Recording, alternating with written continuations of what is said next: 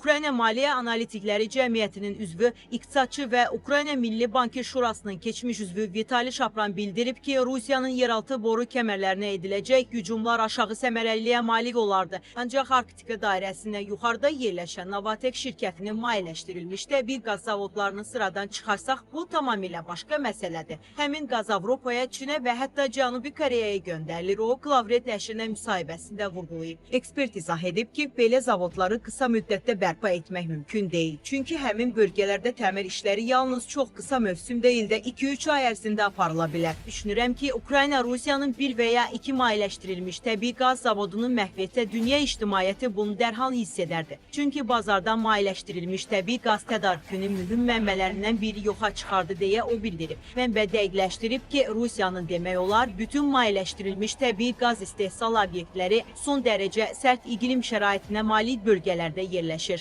Ukrayna raketlərinin və pilotsuz uçuş aparatlarının uçuş məsafəsi əhəmiyyətli dərəcədə artdıqdan sonra bu obyektlər yeni hədəflərə çevrilə bilər. Bu isə Rusiyanın qlobal enerji bazarında mühüm oyunçu olaraq qalmaq imkanlarını ciddi şəkildə zəiflədə bilər deyə Şapran əlavə edib. Ukrayna Silahlı Qüvvələrinin pilotsuz sistemlər qüvvələrinin bölmələri müvəqqəti işğal olunmuş ərazilərdə yerləşən Rusiya qoşunlarının hərbi və strateji obyektlərinə silsilə zərbələr endirib. Hatırladaq ki, 6 noyabr 2025-ci ildə Ukrayna Rusiyanın Arktikadakı əsas qalıq yanacaq genişləmə layihələrini hədəf alan yeni sanksiyalar paketini qüvvəyə mindirib. Bunun ardınca Avropa İttifaqı səviyyəsində əlavə sanksiyaların tətbiq ediləcəyi gözlənilir. Ukrayna Milli Təhlükəsizlik və Müdafiə Şurasının yeni sanksiyalar paketi xüsusilə Kremlin Arktikadan qalıq yanacaq ixracını təmin edən əsas şəxsləri və qurumları hədəf alır. Həmçinin bu layihələrin iqlim böhranını daha da dərinləşdirdiyi vurğulanır. Belə sanksiyaların G7 və Avropa İttifaqı səviyyəsində genişləndirilməsi yollarına müzakirə etmək məqsədilə